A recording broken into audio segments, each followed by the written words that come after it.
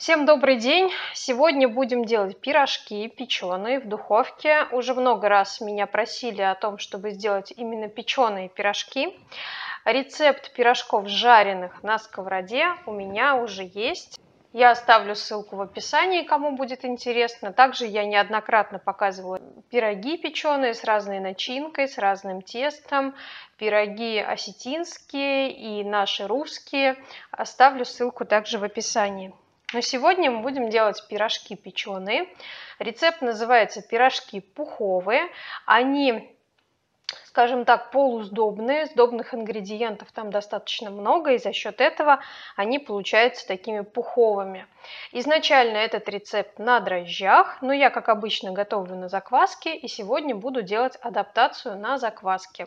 Вы можете найти наверняка в интернете пирожки пуховые в исходном варианте на дрожжах, но я покажу на закваске. Сегодня я буду смешивать все ингредиенты в деже от тестомеса, потому что замес буду делать в тестомесе. Итак, начнем. Начнем с воды. Погодите, я расскажу вам сейчас важную вещь. И это довольно удобный рецепт, потому что он занимает не так много времени, как другие. У меня здесь освеженная закваска. И это именно закваска, это не опара. То есть я не откладывала в мисочку, не готовила опару. Я прямо в банке освежила свою закваску. И вот она у меня подошла. Причем освежила я в маленьких пропорциях. У меня было 100 граммов закваски. Я добавила 50 грамм воды, 50 грамм муки. И получила уже через 2 часа вот такую пористую и готовую к работе закваску. То есть я не буду делать опару. Я сделаю просто на освеженной закваске, причем освеженной так быстро. Так, начнем. Начнем с воды, как я уже сказала. Воды мне потребуется 245 граммов. К воде добавляю закваску, ее 128 граммов.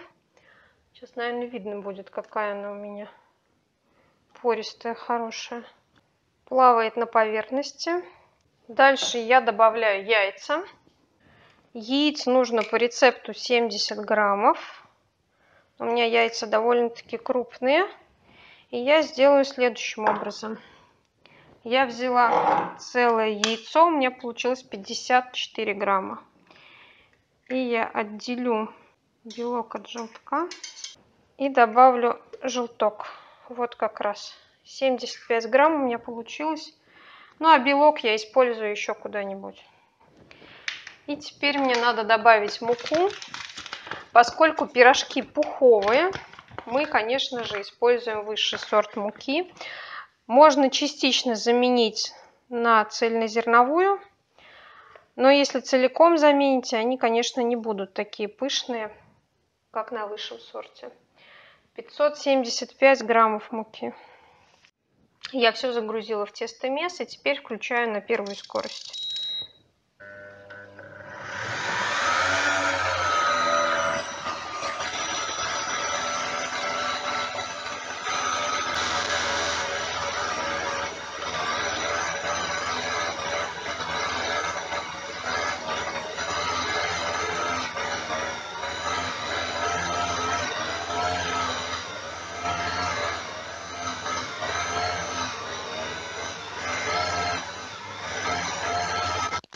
Ну все, буквально минута замеса на первой скорости. Я вижу, что тесто у меня хорошо собралось в единый ком на крюк. И сейчас я его оставлю в покое примерно минут на 30, чтобы прошел аутолиз. А потом будем добавлять остальные сдобные ингредиенты. Масло, соль, сахар. Не забудьте выложить сливочное масло из холодильника, чтобы оно у вас успело согреться и размягчиться. Тесто у меня прошло аутолиз, стало мягким. Важный момент: для этого рецепта не нужна сильная мука, не стоит за ней гнаться, иначе ваши пирожки будут резиновые. Здесь подойдет самая обыкновенная мука с белком 10,3.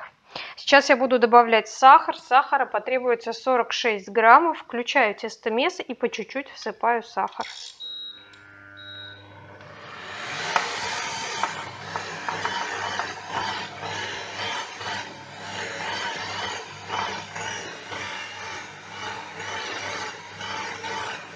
Видно, как хорошо развилась клейковина. Видно, что тесто тянется пленками. Оно довольно-таки плотное. Для сдобного теста это нормально. Сдобное тесто, оно обычно бывает довольно плотное. И по чуть-чуть добавляем сахар. Сейчас от сахара тесто станет жиже, но это нормально. Вы видите, что тесто начало спускаться с крюка. Это как раз тот самый эффект, когда тесто от сахара становится жиже. Не нужно этого пугаться, это нормальный процесс. И сейчас я взвешу сливочное масло, оно у меня постояло, размягчилось. Сливочного масла нам потребуется 70 граммов. Начинаю вводить сливочное масло. Я его порезала кубиками, и вот такие кубики буду постепенно добавлять в тесто и смотреть, чтобы они полностью там вмешивались. Сейчас опять же тесто станет жиже за счет масла. И оно вот катается прям по маслу, но это нормально, продолжайте замес.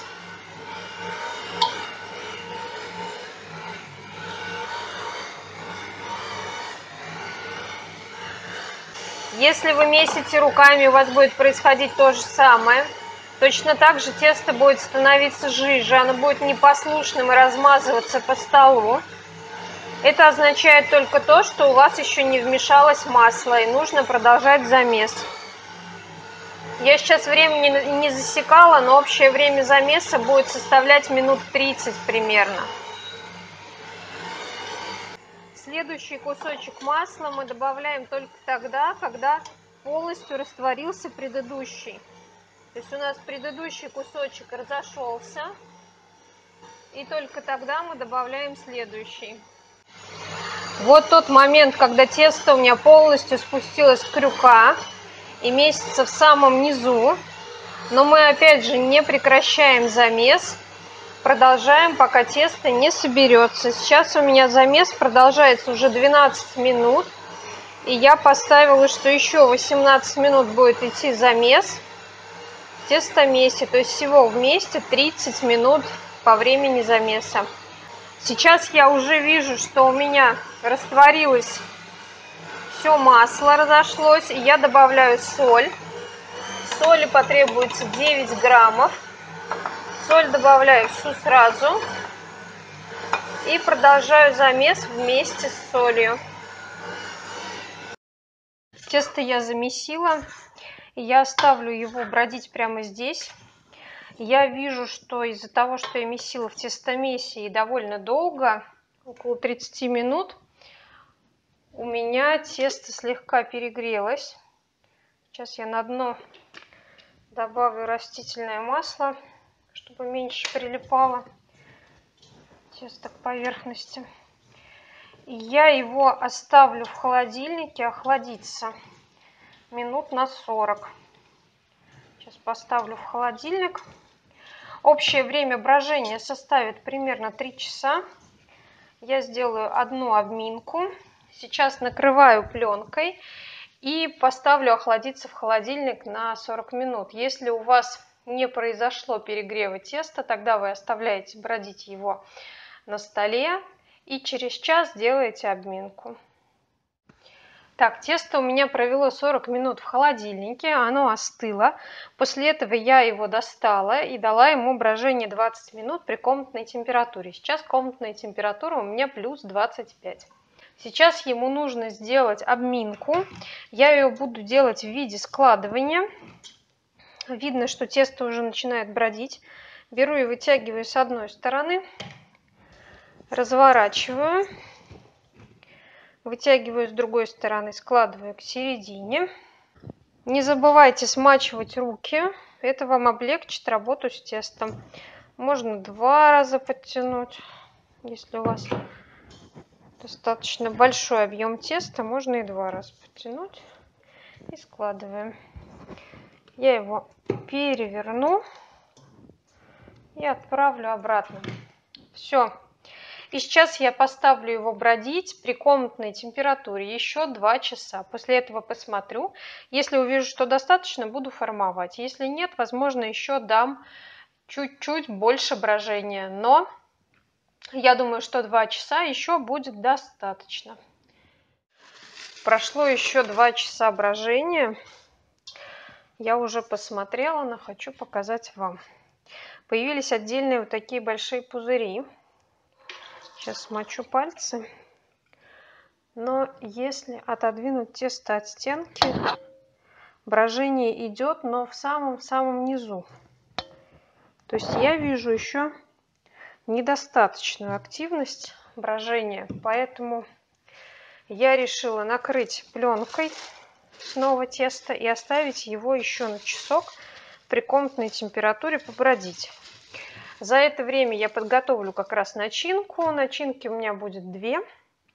Первая — это томленые яблоки с сахаром, и вторая — соленая начинка из капусты. Приготовлю, остужу, и как раз тесто еще немного подойдет. Тесто простояло еще почти час, и пора его разделать. Я думаю, видно не очень хорошо, но тесто разрыхлено в очень-очень мелкую пору. Так и должно быть. И сейчас надо будет делать кусочки по 50 граммов.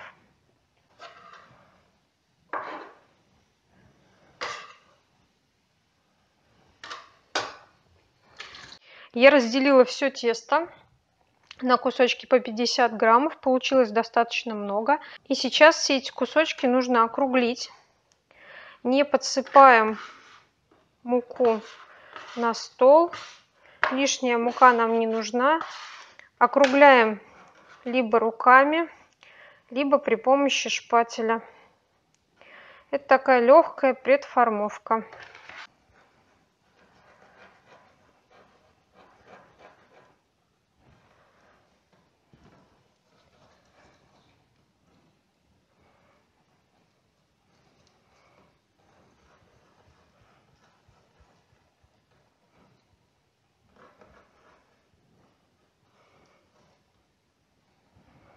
И так делаем со всеми заготовками.